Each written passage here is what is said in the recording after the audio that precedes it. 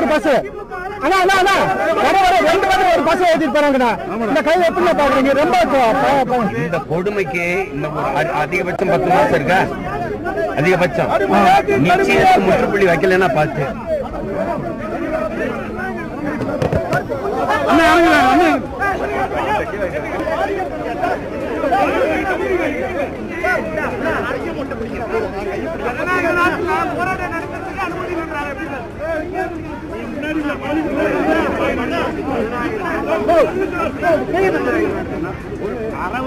போராட விடாம நீங்க